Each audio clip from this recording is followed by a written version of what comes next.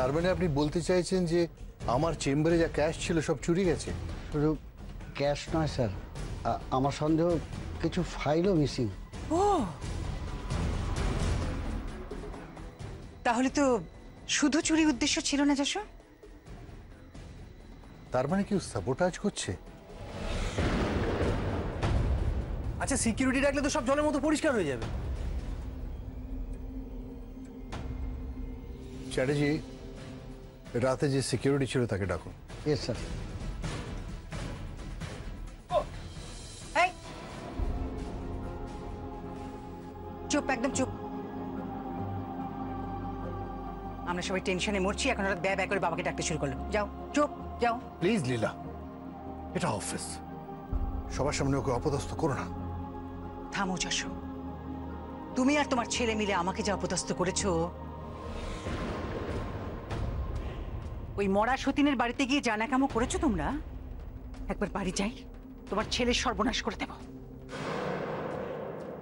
Sir,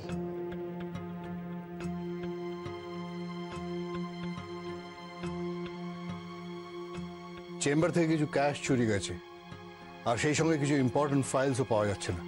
রাতে তো আপনি ডিউটিতে ছিলেন, তাহলে চুরি হলো কি করে? কি হলো, তুমি চুপ করে আছো কেন? তুমি সাহেবকে সব খুলে বলো। তুমি কি রাতের বেলা কাউকে দেখেছিলে? কেউ কি অফিসে ঢুকেছিল? ওভাবে হবে না ড্যাড, দু এক গা না পড়লে মুখ খুলবে না। ঠিক বলেছিস, লাঠির ঢেঁকি চড়ে ওঠে না। এই রঞ্জু, বল অফিসে কে ঢুকেছিল? রঞ্জু বাবা। বল কে ঢুকেছিল অফিসে? রঞ্জু কে আছে? বল কে ঢুকেছিল? রঞ্জু। বল, নাকি তুই নিজেই চুরি করেছিস? রঞ্জু বাবা, ওকে মেরো না প্লিজ। বল। এই রঞ্জু, রঞ্জু ছাড়ো ওকে। ও অফিসের বহুদিনের পুরনো কর্মচারী, ও চোর নয়। তাহলে কি চুরিটা আপনি করেছেন? বড়দের সাথে কিভাবে কথা বলতে জানো না? যশো, তুমি একদম আমার ছেলের গায়ে হাত তুলবে না, বিশেষ করে এই সমস্ত পেটি কর্মচারীদের জন্য তো নয়। প্লিজ লীলা, এভাবে সিন ক্রিয়েট করো না। মিস্টার চ্যাটার্জিকে এভাবে অপমান করো না। Chatterjee, I am sorry. না স্যার, আপনি সরি বলছেন কেন? ম্যাডাম তো ঠিকই বলেছেন, আমরা সত্যি পেটি কর্মচারী। আমি বলি কি ম্যাডাম, আপনি পুলিশ ডাকুন, চোর ধরা পড়ুক।